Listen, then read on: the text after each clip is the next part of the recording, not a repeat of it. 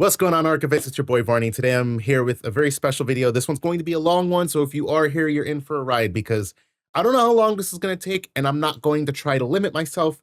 I'm going to use this video. You've already seen the title. You've seen the character there.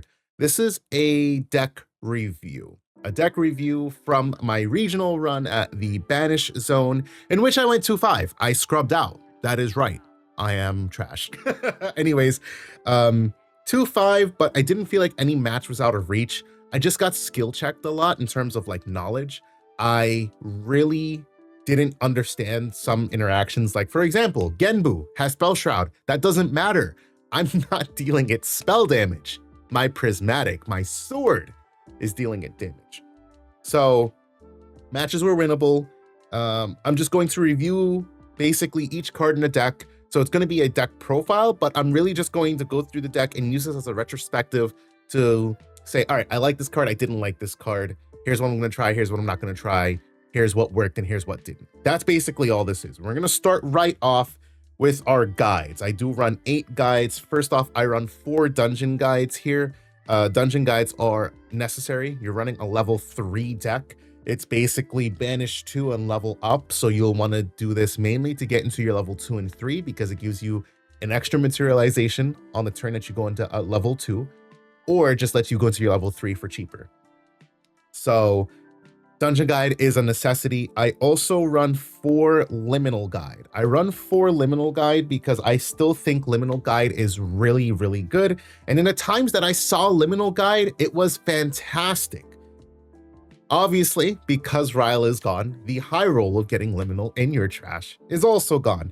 You would think, though, let's go through my value package, that I wouldn't have a problem getting Liminal there, right? Because I run 4 Creative Shock. So Creative Shock is basically a draw 2 trash one. That's all it is in this deck. It's really good to get more cards in your hand and get your floating and your Liminal Guide out of hand. Unfortunately, Creative Shock didn't seem to exist that much in my run. I wish it did, but I did not see it. But you know what I did see? I saw my Cremation Rituals a lot.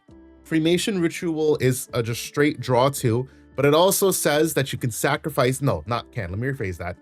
As an additional cost to activate the card, you sacrifice an ally. So the play would be you play Liminal Guide and then you swing, you get your free damage in, then you cremate it, because then you get 2 card draws, and now Liminal Guide is chilling there for when you go into your future levels. Unfortunately, the amount of times that those 2 cards lined up weren't a lot. It did happen. I wish I would have seen the Creative Shock to discard it, though. I also run 4 Hasty Messenger, because Hasty is another perfect way to get your Liminal and trash. It just says, cool, you trash one, and then you draw one. That is fantastic, right? Because now I can play Hasty for a low 2 cost, pitch off the Liminal, and then use one of my float to get float and trash grave. I'm going to call it trash because I play Digimon. And then I can level up, use the float, and then go get my Liminal on field. Fantastic. If I could see those combination of cards in my hand. And then the last, this is here because it does serve as a draw, sort of. Fluffy Shopkeep, it is my intercept on enter, banish 2 cards from material deck. If I do, I draw a card in a memory. So I'm Lorraine Crux Knight. I want to get swords in banishment. So I effectively get to get 2 free swords in my banishment for my level 3 effect. And I get a free card for doing so. Then she sits on the field as a 1/3 intercept. Fantastic card. I think it's a must play for Crux Knight. It takes the place of my Stalwart, although I definitely am going to put Stalwarts in the deck. And this is why this video is important, because I'll talk about that when I get there. Now, one big thing I do want to mention before I continue to go on, this was 16 cards. I don't run the standard 60 card deck, and that is because I'm a bad player. I know 60 cards is what you want to run because blah, blah, blah. Listen, I like to take liberties because I run so many draw cards. And I just, I have problems cutting cards. Okay, that's straight up what it is. I'm in it to play and have fun as much as I'm in it to win. Let me live my life. You know what I mean? So we went through our guides. We went through our value package. Let's go through our float. I still run Undying Dreams. It's one of my favorite cards in the deck, I'll be honest, because it says target ally gets +1/1. So it effectively gets a temporary buff counter until the end of turn. But if that ally is ephemeral, you put a buff counter on it. So when Liminal comes out, like I literally had a turn where I just put the Liminal, I banished a card from memory, whatever, I didn't care because I had 2 Undying Dreams chilling in my hand. And then I swung the Liminal, they let the attack go through, and then I just went double Undying on it. So it came in for a total of 5 power, which was really freaking good. And then it sat there as a 3/5 Liminal, which was nasty. So I love Undying Dreams. It helps with more than just Liminal because you can use Undying Dreams to make sure that your Fluffy lives. It becomes a 2/4. Or even your Hasty Messenger, if for whatever reason, like, you know, you want your Hasty to live. I haven't done it on a Hasty, but it's most certainly a thing you can do. And it's fast speed float, which I like a lot. Now, let me not talk about this one just yet. Let me talk about this one. So we have 3 Reckoning's Wake. I like Reckoning because it's basically Idle Thoughts at fast speed, and it scales. It looks at 3 + X, where X is the amount of distortion objects you control. It lets you reorganize those. Yes, it does suck. You can't put those cards to the bottom. I like this card a lot because it can let me pull my creative from being like my 4th card to my 1st card. It can let me know what I'm in for the next couple turns, because then it tells me what I'm going to do with my material deck. I do run a backup charger in here because card draw can be really, really important. So being able to stack cards in the way that I want, especially if because I have seen, right? I have seen like double ghost in like 5 cards, and it sucks when you're not at level 3 yet because you're like, damn it. But it does mean that, all right, cool, I have double ghosts. You know what? I can probably get away with banishing one. Like if I don't have anything else that I can use, I'm okay with just banishing this ghost because once I get to level 3, I have another ghost I can use to replenish some of that hand advantage. I like Reckoning a lot. I only run it at 3 because sometimes I do see it too much. Like sometimes I'll see double Reckoning. It's crazy. In a 60 card deck, I'll see 2 Reckoning and like maybe like a 5 card span, but you know, it is what it is. That's how it goes.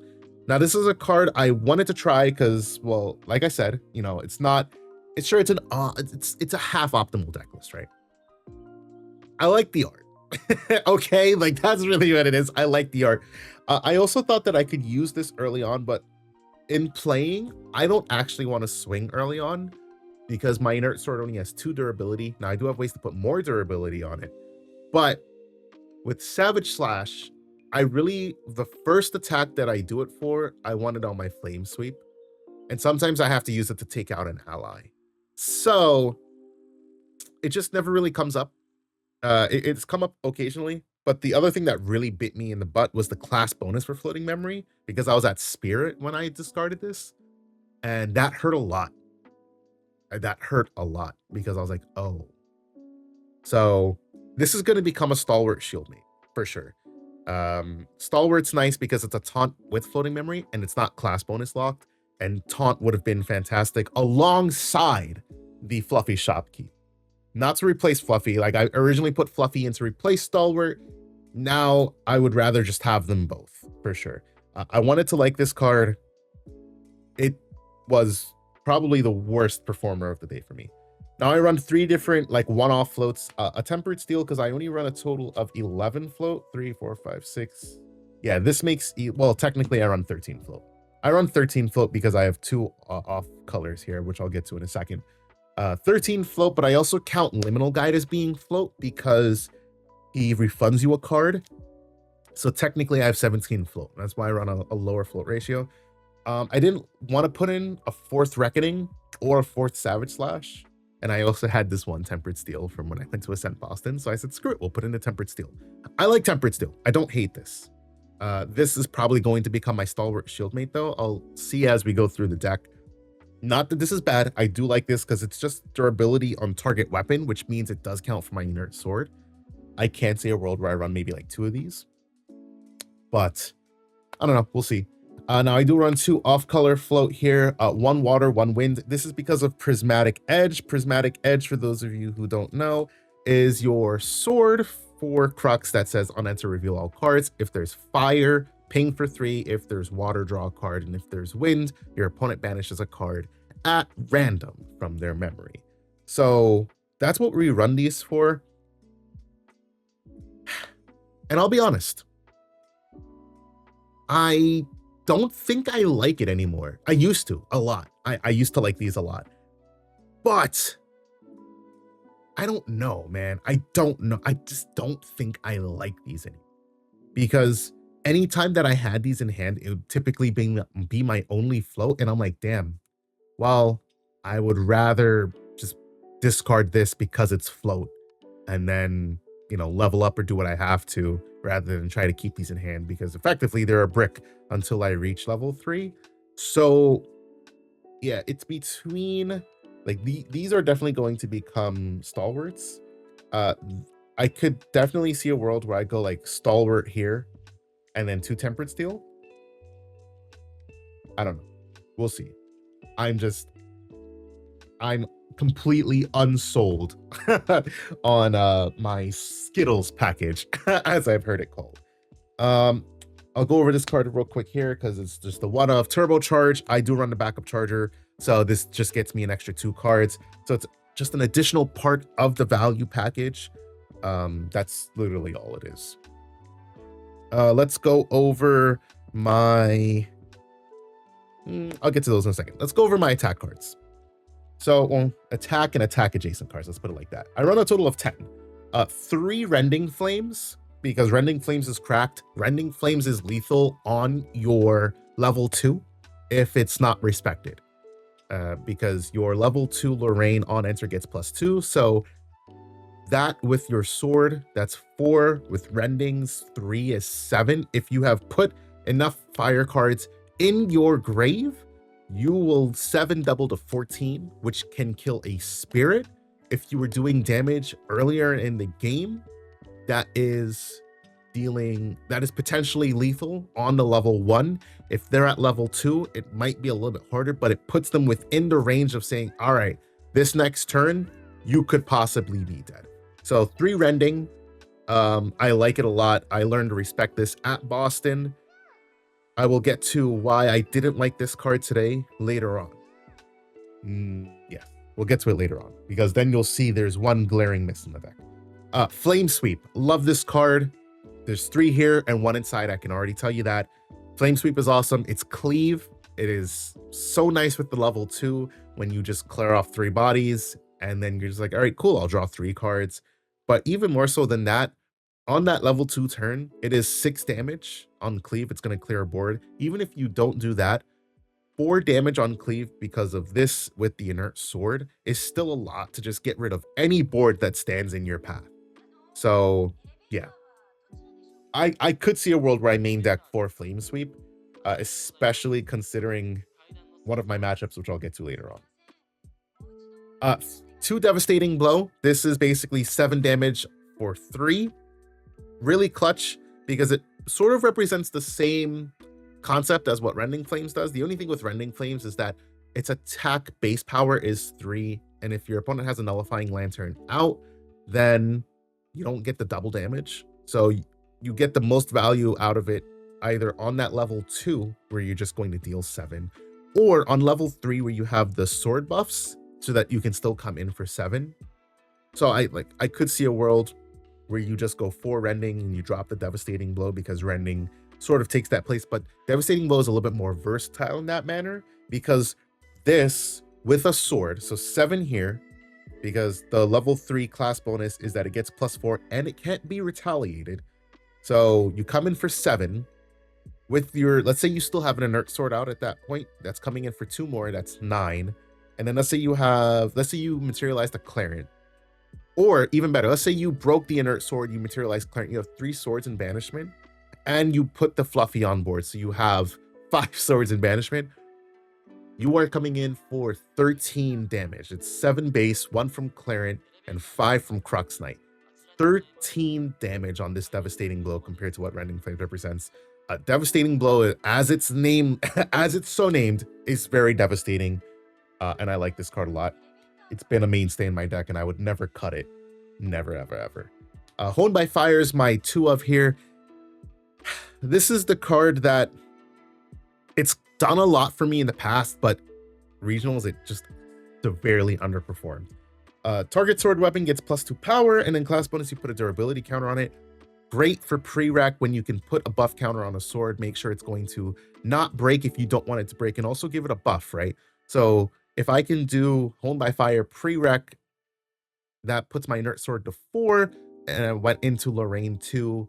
Now I'm at 6 base with Rending Flames. That's 9 double to 18 is disgusting. The other big thing is that this combos very well with our other Crux sword we play, which is Votive Runeblade, which says on attack, you may sacrifice another sword regalia. If you do, you wake up the attacker.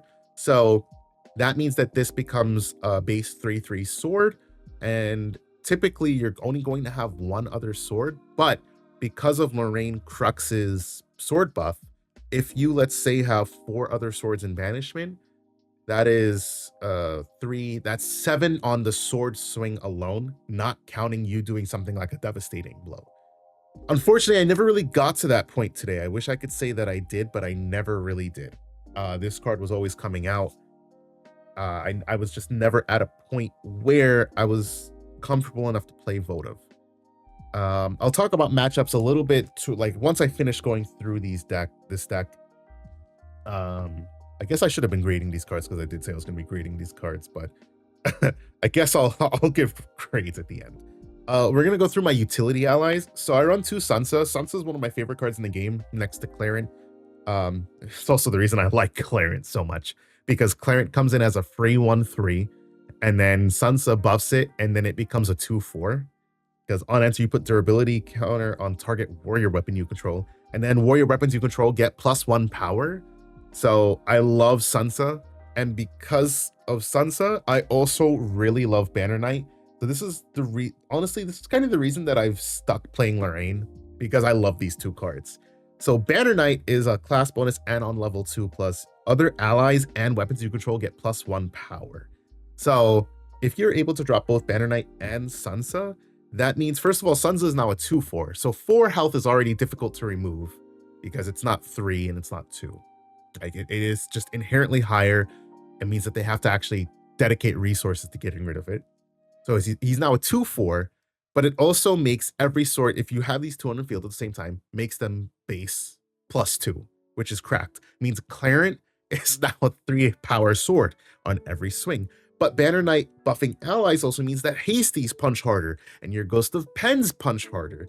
I like Banner Knight a lot, especially because it only drops for 2. Is so important. That's why Sansa's only at 2, because he drops for 3, and I don't really have time to drop him all the time. Banner Knight dropping for 2, I had a turn where I literally dropped double Banner Knight, and then now my Banner Knights are buffed because double Banner Knight, so I have 2/3 Banner Knights, but now I have all the rest of this stuff that is swinging for bigger power, and I love that. This is something that's like a non-negotiable for me. I would never change these cards out because I love these cards. They're what makes me want to play the deck, regardless of whether they're good or bad. I love them, and I enjoy playing the deck because of them, and I think that's something that's very important. Like, yes, if you're trying to be competitive, you know, you have to make some difficult deck building decisions, but I also enjoy playing the game, and when I get to play the game the way that I want to play the game, that's how I enjoy playing the game. Love these cards, non-negotiable. We'll go through our Crux package here. For Ghost of Pen, I probably shouldn't need to explain this card, but I will because it's cracked. On answer, bounce Regalia to deck, draw 2, and then it's a 3/4 ally that drops for 2. So you pay 2 and then you refund 2. So this effectively just goes -1 in hand because you did put it down, but it's a 3/4 ally. So again, hard to remove.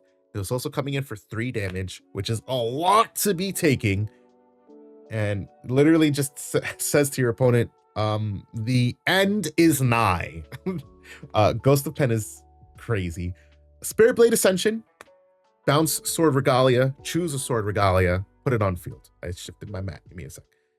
This lets you pull anything out from your banishment or from your mat deck, including Prismatic, so that you don't have to pay that 2 cost, which is great.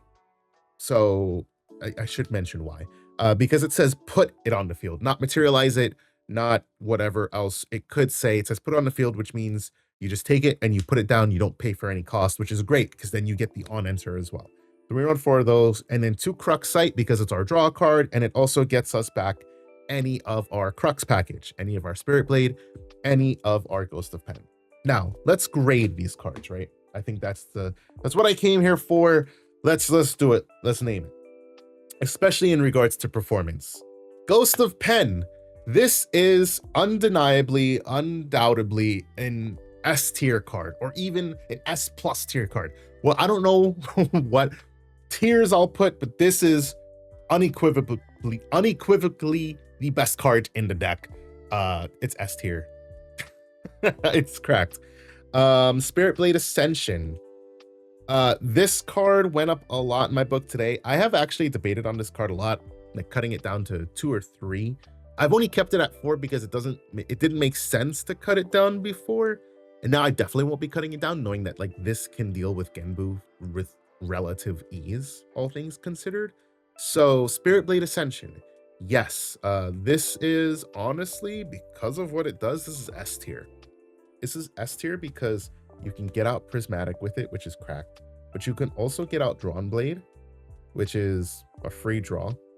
You can, one thing I abuse it for a lot is re-upping on my Clarent counters, because if Clarent comes in with 3 and like you're playing against the deck that pings you for damage, you can bump down 2 durability counters, Spirit Blade to bounce it back, and then replay it, and then it comes back in 3 durability counters, and then you can burn more durability. Which is really useful and is really like one of the driving forces as to why I play this deck, because I feel like this deck has such a decent matchup into like fractals and aggro, ping aggro, I should say. So S tier as well. And then Crux Sight. I think the sheer fact that Crux Sight gives you back your 2 S tier cards also means that this card should be S tier. Maybe not. Maybe let's say like S minus or A tier. I'm just gonna say A tier. It draws you a card, which is great, and then you pay an additional 2 to get your card back, which also does give you a lot of flexibility early on, because if these cards are breaking up your hand, you can just be like, all right, screw it, I'll discard Spirit Blade, and then I'll just use Crux Sight to bring it back later. So this effectively serves as your 5th and 6th copies of either Ghost of Pen or Spirit Blade, or play this, draw, play this, draw, and you pay the 2 to take this back, and then you play this to draw. Now this one gets banished, but that means that you have gained a total of 3 cards for a cost of 2, which is pretty good. So yeah, our Crux package, I mean, the Crux package is the entire reason you play this deck, right? Now for me personally, Banner Knight, A tier. A tier because I can bring this out as level 2, and it is such a good card to bring out at level 2. It means that like I did have a cleave that came in for 7 because of Banner Knight. I put it out on the turn prior. My opponent didn't deal with it. 1-3. It's not the easiest to deal with, but you know, if you can deal with it, it is worth dealing with it.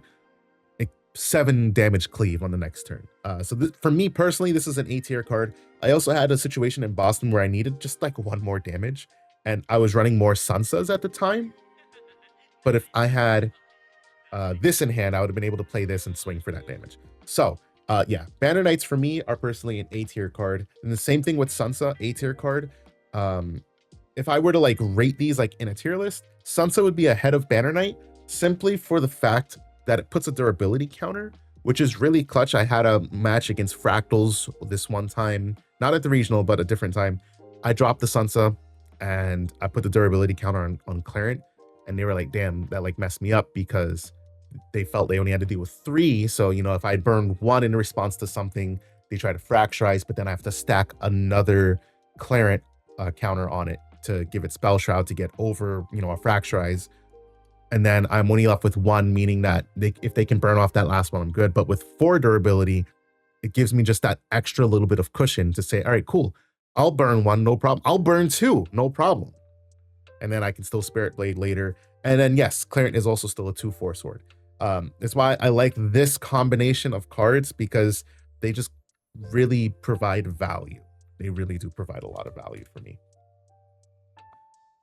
Honed by Fire, gosh, B tier. B, that's my grade. I've liked this card a lot previously.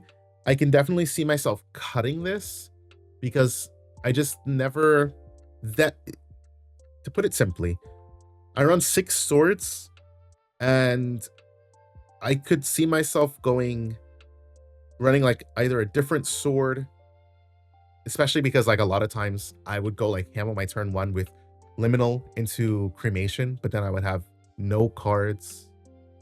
No, yeah, I would have the 2 cards. That's not the problem.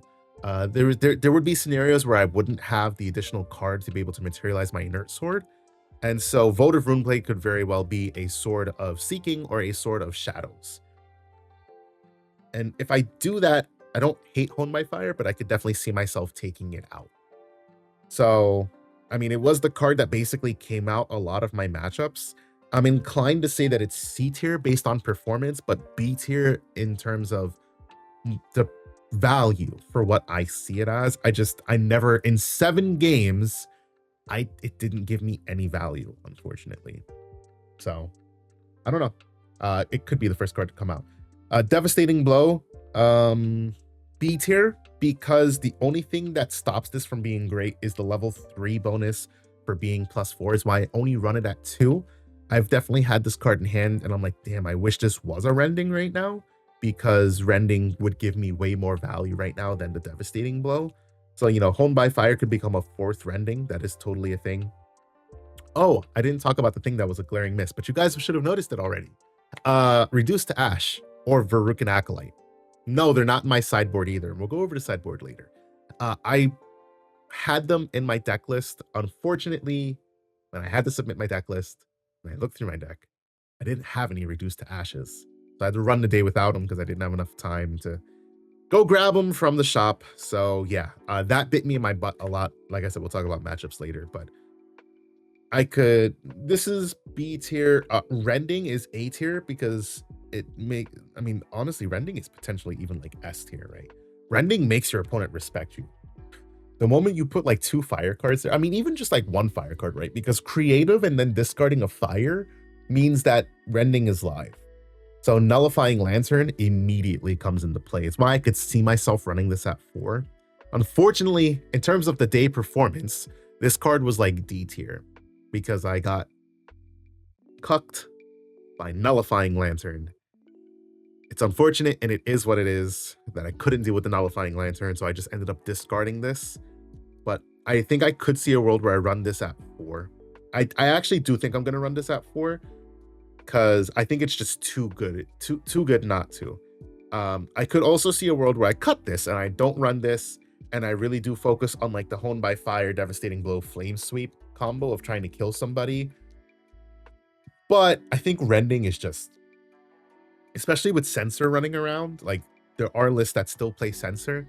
Because lists play Censor, I do need to play Reduced to Ash or Verucan Acolyte. And if I'm going to do that, I might as well play Rending, because even if I can't get rid of a Censor, I can still get rid of a Nullifying Lantern. So that is that. And then a 3 Flame Sweep. I could also see a world where it's just 4 Rending and 4 Flame Sweep instead of, I think I've kind of talked myself into that. I think I would rather 4 Flame Sweep and 4 Rending rather than the 2 Honed by Fire. I'm not entirely sure. I'll do some play testing, but Flame Sweep, honestly, S tier. Flame Sweep is just such good value anytime you see it, because it's always going to damage the champion, so you're never losing value for doing the cleave. It's base 2. It does cost 4, which is what makes it a lot, but getting the cleave is really, really clutch. Dealing with ally boards, like literally not seeing Flame Sweep is why I lost one of my matchups. So I actually do think I could see this card at 4. And I think I've talked myself into it. 4 Rending and 4 Flame Sweep.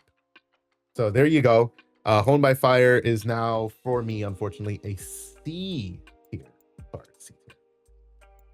Put that off to the side so I know to replace that later. Turbocharge never came up for me. I never drew into it. And I can't give it a grade because I never drew into it. So it's only here as a one-of. I run the backup charger. It is what it is. It's not a bad card. Once I see backup charger, I know I'll go to it. My 2 Skittles float. These could also become something else. Skittles float for the day. D tier, realistically. Tempered Steel, I actually did use this. So B tier. I think that's fair. Savage Slash. F tier. F tier is probably a little bit harsh. D tier. I hated it. It was class bonus, couldn't use it when I needed to, and it just ended up getting discarded more often than not. So stalwarts are the way. D tier for sure. Reckoning, B tier. It doesn't put cards to the bottom. That does suck, but you know, I do still like it. And it's fast action, which is really good because that means I can pull off some cheeky plays with this most times. Same concept as Undying Dreams. Personally, for me, this is A tier. I love what this card represents. I love that once a liminal comes on board, I can really punch in the mouth with this card, but it also provides a lot defensively, which is why stalwarts are also still really good, because your 0-2 stalwart becomes a 1-3, and sometimes your opponent doesn't account for having to swing an extra thing into the stalwart. So yeah, I like Undying Dreams a lot. That's A tier. Liminal Guide. B tier. B tier, but I'm still gonna play it. I'm gonna tell you why I feel like it's B tier. For performance and how I feel. If you don't get this into your grave, it sucks. If you have to hard play this and you don't have a way to get rid of it, i.e. your cremation, your opponent's not going to put it in the grave, right? You might as well count on this just being a permanent 1-3. Like realistically, you might as well just rely on Liminal being a permanent 1-3. Your goal is to get him in the grave. You have 12 ways in the deck to get him in the grave. It's not always possible to get him in the grave. But when he does get in the grave, it is a +1 and it is a free body. So it's like high B tier, but there are definitely times where he like air quote bricks up your hand, because like I said, he does act as float, but once you get into your level 3, he is no longer floating memory, which means he's a dead card at that point. He doesn't give you any value, especially dropping him for 3. So, you know, if you still have your Drawn Blade in Mat deck, he isn't going to get you your Drawn Blade. So there is that to consider. That's why I say he's B tier. Dungeon Guide, I mean, should I really give Dungeon Guide a grade? I feel like she's just necessary. It's not that she is S tier. She's Dungeon Guide, you know? I feel like we should just have a separate rating or a separate tier, and the tier is just called Dungeon Guide. She doesn't deserve a rating. It's not like she's like busted, but it's also not like she's bad. She's just necessary, right? So Dungeon Guide's grade, Dungeon Guide. Fluffy Shopkeep, A tier. And if I had Stalwart, potentially higher, but that would be more of a combo rather than the card grade. Stalwart, just great to get me my extra card draw, which is fantastic, and also great for just being a pesky little intercept that my opponent has to deal with.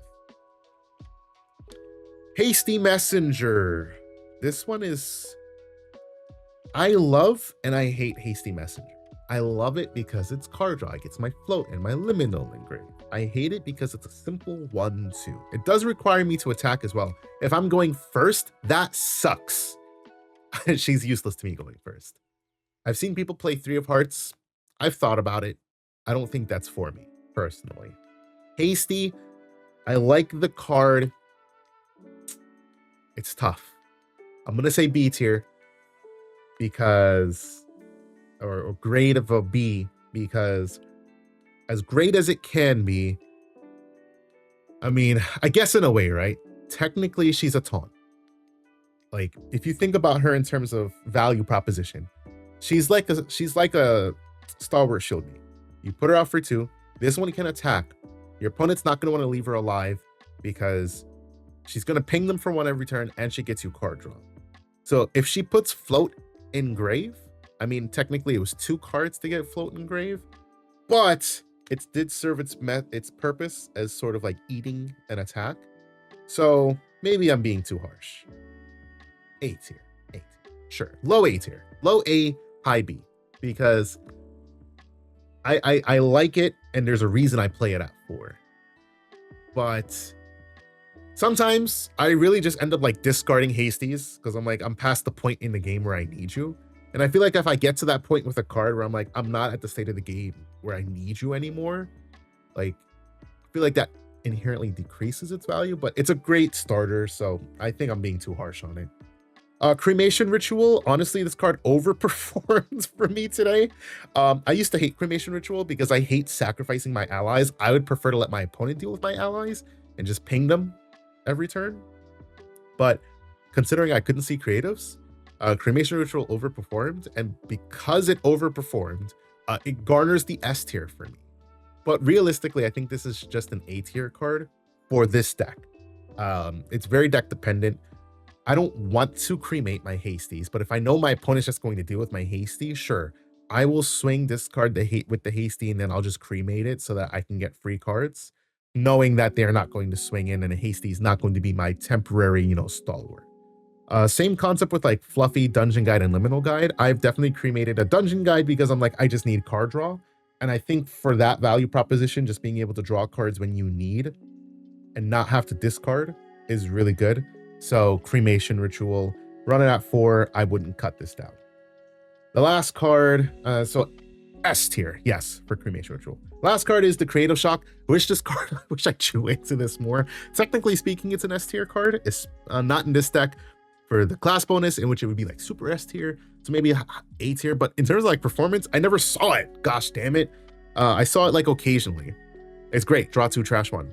But just never could see it, man. I always saw the cremations, so I always had to go for those combos. But, you know, I think creative pretty much is like an S tier card, all things considered. This was a 63 card deck, so in all seriousness, this could really just go down to being 60 cards.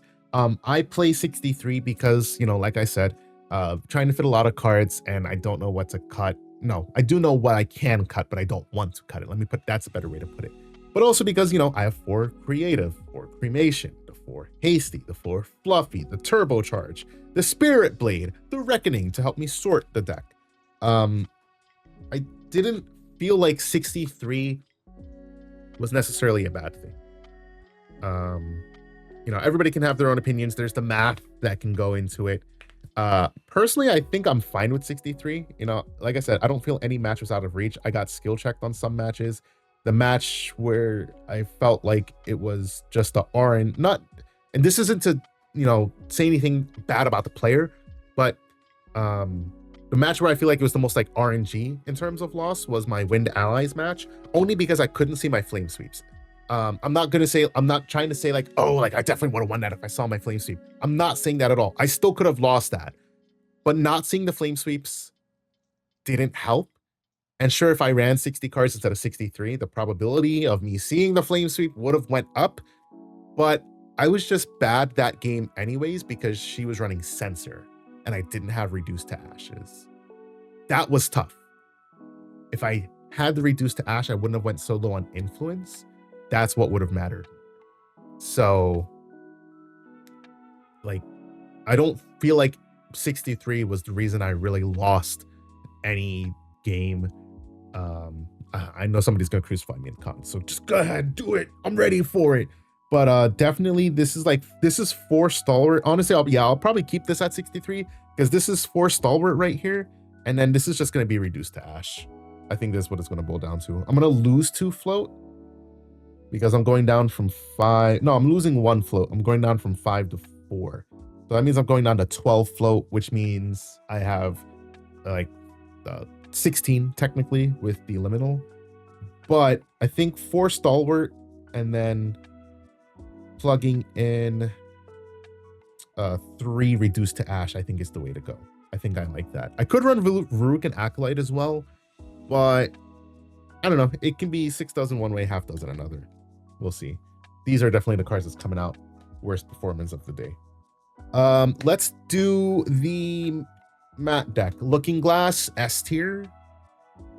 Next, Looking Glass, Omni Shroud. Ignore their elemental requirements of distortion cards. So it lets you play this bad boy right here. Literally, you play Looking Glass for 2 purposes. Number 1, you get the Inert Sword, which is a 2/2 sword, which is fantastic. Number 2, it's a free target for Ghost of Pen, because Ghost of Pen does not target. Omni Shroud says targets activations and materializations. Ghost of Pen does not target, it chooses. There's a difference in the wording. Awesome. So S tier Looking Glass, A tier Inert Sword. Only A tier. because you have to keep in mind that it costs 2 to materialize. If you don't keep that in mind, you can end up like me, where you go into level 1 because you don't have a choice and you don't get your sword. Like, realistically, that's the situation. I like Inert Sword a lot, but I have definitely cucked myself out of materializing this at times, which is why I want to run the Sword of Shadows. With talking about that, let's just talk about Votive real quick. Votive was an underperformer for the entire day. I've had a lot of great combos with this card, but it didn't kick off for me at all. So this is like B tier for me, because this is basically something you've got to use on your kill turn. You are sacrificing your other sword regalia. So if you don't, kill, it sucks. And what happened was, like, I did this into a Resolute and I was like, well, I guess sure, so this card is definitely coming out. It's great when it comes up, but if I'm taking out Home by Fires, which I am, this is going to come out for a Sword of Shadows so that I can always get a sword. It's also great to always have an extra sword that you can get out if you don't see the fluffies, or if you choose not to banish for the fluffies. Most times I'm banishing for fluffies, but if you don't see fluffies, it is nice to be able to just get another sword out for free that you can just use to keep punching your opponent. We'll talk about Prismatic. Never came up for me today. With that being said, I can't give it a grade, but knowing what potential that this card provides to me, even though I'm going to be taking out my wind and my water float, I mean, are those things I think I could run inside? Honestly, I wouldn't want to. The only way I think I'd only keep them in main deck if I like cut my Sunsas and my Banner Knights, and I don't want to do that. I'd rather play Sunsas and Banner Knights. So with that in mind, I don't like, the card draw to me isn't that important. And banishing the card is fantastic, but I'd rather just not have that inconsistency. So I can't grade this, but it's not coming out the deck regardless. Now this has to be talked about as like actually, I guess we could talk about Drawn Blade and then we could talk about these two cards. So Drawn Blade, never really materialized it, but it's always great. It does cost 1 to come out, but it on enter draws you a card. So if you ever just need to cycle, you can either, use your float to pay for this, or you can just say, screw it, I'll just banish 1 to draw 1 because I don't care what I banish. I just need to draw into something else. So that's nice. It also comes in as a 1/1, so it's very easy to break to get into banishment for Lorraine Crux. Or you can just get this out and bounce it with Ghost of Pen, because why not? Drawn Blade is A tier. Now we talk about these two cards together because Clarent Sword of Peace is only in here because of Clarent Reimagined. Clarent Reimagined says you pay for its memory cost by banishing Clarent Sword of Peace and 1 other sword regalia. So that's why we run 6 swords, because basically 3 swords, Clarent is 3 swords is realistically what it is. And then we have our 1 sword that we materialize, and then we have 2 extra swords. So Clarent's really good because Clarent says any aggro ping matchup is no longer a worry of mine. It just says, cool, I'll prevent all instances of 2 damage that would be dealt to me this turn if it's non-combat damage. I used this a lot in my Suzaku matchup. This really did help me get past Suzaku because it was like, cool, you can't deal me damage, but you also can't deal you damage because you can choose. Clarent S tier. Yeah, Clarent S tier. Honestly, the next to Sansa and Banner Knight is the entire reason I play the deck. Our lineage, simple, Spirit of Fire, Lorraine 1, 2, and 3. There's nothing more about it than that, outside of saying this Lucky Yuki Lorraine Wandering Warrior art is fantastic, and I love looking at it every time I have it on the field. Last card is Backup Charger. I used to run 7 swords. This was the 7th sword. This is basically my flex spot. I can't play GCR because it's a Divine Relic, so this is my draw card, and that's why I run the 1 turbocharge, because I can get my free card draw off of this, and then my Power Cell token comes out, and if I draw into the turbocharge, I get 2 more cards. So that's it. That's Matt deck. Backup Charger definitely was a great card. I didn't regret it at all. It never came out of my Matt deck when I sided. So honestly, Backup Charger A tier, or S tier for me. S tier for performance. Sure, you have to I'll bump it down to A tier because there are times that it's like, I can't pay for this right now, and if you can't get immediate value, you don't necessarily just want to have it sitting there, because that does leave it susceptible to any sort of removal. So that is something to consider. Going into our side deck, Nullifying Mirror. I put this card in because if there's one thing that I hate playing against is A, Luxem, and B, Wind. Guess what I faced today? I faced a Wind deck. Guess what came in came in from side? Nullifying Mirror. Shut down the entire second game. They didn't have an Unbroken Mustang to deal with this, so I just got to win. Effectively, this was like, okay, cool, I auto-win game 2. This is how it went. This would have been great into Genbu to stop those imbues if my opponent didn't open Double Fractal of Rain, because of course they opened Double Fractal of Rain. So it is what it is. I wouldn't swap this out for anything. I know that this helps me in the Luxem matchup until they see Excalibur. So, you know, it is what it is. Damn. The rest of my side kind of sucks when looking back in retrospect. 3 Resolute. I could also consider main decking this. There were definitely times I wish I did. This is definitely a consideration for me to main deck. I would have to switch around the composition of the deck a little bit to main deck at least 2 Resolute. I feel like I should main deck 2 Resolute. It's not that I don't respect matchups that can punch me in the face. I'm just hoping I could punch them in the face faster. Unfortunately, that was never the case.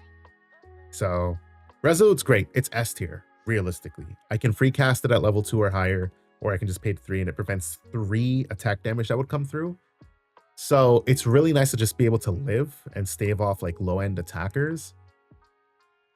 Honestly, I feel like I should find space for it. I will reevaluate the deck like after this video, because I feel like I should main deck 2 and side 2. I think that's how it should go. I'm not sure just yet though. Flame Sweep. I would love to run 4 of this in main deck. Again, have to reevaluate main deck to see if I could run 4 of this. Morgan Soul Guide is in here because of Luxem. It's really nice because they basically don't have a way to get rid of it because they barely play allies. If they do, they might play Sadie, or they would play I actually don't think there's many other allies that they do play outside of Dungeon Guides. Or they would have to swing into it with their champion. And this would prevent all non-attack damage that would be dealt to Morgan, and then your opponent can't recover. That's level 1 and then a level 2 ability. So it says, cool, stop recovering. I'm tired of you. So two of these are in here. Morgan didn't come up for me, so I can't grade her. But I know what she was in there for because it's one of my hated matchups, and it's a grindy matchup, so I don't mind it at all. Wouldn't come out. Regal Inquisition. This one's tough. I never really had a case where I sided this in my final matchup against Crux Lorraine, and I didn't use it. It's not a bad card, but this could be like my 4th Resolute, right? This could be a 3rd Morgan. This could be like other things. I don't hate it, but it didn't really serve me any purpose. So in terms of performance, D tier. But in terms of, because it really wouldn't have helped with any matchup, right? Like, that's how I feel with it. Let me go back to it real quick. It wouldn't have helped in any matchup except like Crux Knight Lorraine, and I didn't see it. And even if I had used it, I feel like I still would have just died because I wasn't seeing anything. So this wouldn't have really helped me. This requires me to get into level 3, then use it, and it's not really helping me win the game as great as the card is. It helps me win the game to a certain extent, and it definitely has its uses. And I feel like I'm still going to keep it inside, but I'm just going to reevaluate my side deck and see if there were other things that could have helped me during my run. And then 3 Blanche. This is just because like I hate those freaking aggro ping matchups. Blanche is really great. It's only a 1/2, but if another unit you control would be dealt non-attack damage, you can prevent an amount of damage equal to the amount of cards in your memory. So this is great because it doesn't just activate once per turn, and this protects your entire field. So like if you drop a Stalwart and they try to like pick off your Stalwart with a ping spell, you can just drop Blanche and then just protect it. Now they have to swing into Stalwart to get rid of it.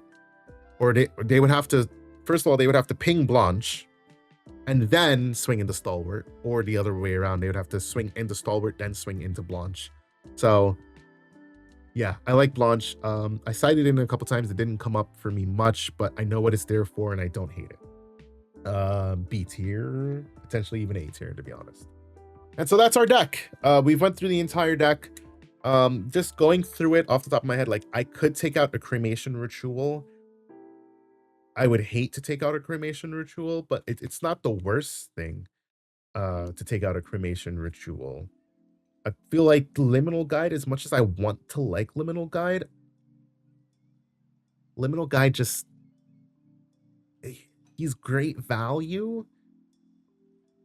But I mean, he could be, what was I talking about putting in here? He could just be Resolutes instead. I don't know. And I'm so in between. I really like how this deck plays, but you know, I realistically I could go either way. In total, yeah, I went 2-5. Let me talk about the matchups. So my round 1, I played against Suzaku. I went 1-2 against it. That was basically, I didn't respect Suzaku's command, because Suzaku's command says that the attack damage is unpreventable. So I was within kill range and I didn't even realize I was. If I had known, I would have played differently because I had Resolutes in hand, but I was saving them for when I got, like, when we got higher up into the damage threshold. I didn't realize that, like, I would have just eaten 8 to the face. So if I had realized that, I would have played that differently. And so that was a winnable matchup. I lost the 2 Genbus, one in round 2, one in round 6. I went 0-2 against both. Knowing that my Prismatic can deal with the Genbu, again, I would have approached the entire match differently, because I basically went hands down trying to kill him before he could kill me, and I didn't. So he just went, you know, whatever the card is that swaps the attack and swaps the power and the life, and then punched me for face. But if I had known that, would have played it differently. I won 2-0 against Mentoni, nullifying mirror, and also just punching him in the face faster than he's able to get set up, which is the goal. Round 4 against Wind Allies CL, I lost that 1-2. I'm pretty sure the game I won was because I was able to control the board, cleave, and then basically kill, because they only went to CL1. But the other 2 games I lost was just getting overrun by allies.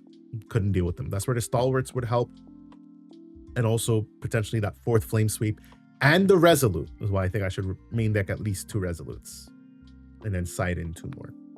Round 5, I played against Water CL. I won that 2-1, very grindy matchup, went all the way to time. Gosh, game 1, I died to double heavy swing. I didn't realize I would die to double heavy swing, but that is a thing. Heavy swing with the, I think it was Grande Sonnerie, either Grande Sonnerie or the Inert Sword with CL's Mastery bonus. I took 14 and then I took another 14. And again, I don't run main deck Resolutes. So, you know, maybe I should be running 2. I think I should run 2. The other 2 games I won just through sheer battle of attrition. Battle of attrition. Oh, Wind Ally CL. That was also the matchup that ran Censor that really messed me up. They censored on their first materialization, and I was like, damn, I don't have any way to remove this, and now I have to pay to get into everything. So yeah, definitely want Reduce to Ash in the deck. At least 2, maybe 3. Reduce to Ash serves other purposes as well, because I can get rid of the opposing swords. I guess that matters, because round 7 I played against Crux and I lost. We literally, me and my opponent, we talked. We were like, you know, I wish creatives were a thing. I'm just using cremation ritual all day. That was the big thing. I couldn't draw. I literally, both starts were just so bad. I was pitching things. I was like, I can't do anything. I can't even, like, I had to materialize backup charger in both games because I had nothing to put down. I like, for some reason, every card in hand was just not something that I could play without doing something else. So also, what Reduce Stash would have helped, because I could have gotten rid of the Inert Sword. I believe, did he have Cheshire Cat? Somebody had a Cheshire Cat. I think it might have been CL. And against CL, I was like, damn, I can't deal with this Cheshire Cat. It would have been nice to know earlier that Spell Shroud, you know, my swords get around Spell Shroud. So yeah, that's how the day went. Like I said, I think the deck performed pretty great. There are just, what, a total of like 7 cards for me to change, 3 of which is me being over the limit of, you know, 60 cards. But I don't think that that was my problem at all. Sure, seeing cards is part of the problem, but I think all things considered, if I just alter to make a slight modification to the way that the deck plays and the way that I play the deck, I think that matters more than necessarily me being at 63 versus 60. But go ahead and crucify me in the comments because I know it's coming. Thank you guys for watching this video. I know it was long. If you guys liked it, please do drop a like, drop a comment letting me know what you thought and any thoughts that you guys have. Also roasting me for my 63 card deck. And also, more importantly, subscribe so that you guys know when future videos come out. Thanks again for watching. And until I talk to you guys the next time, peace out.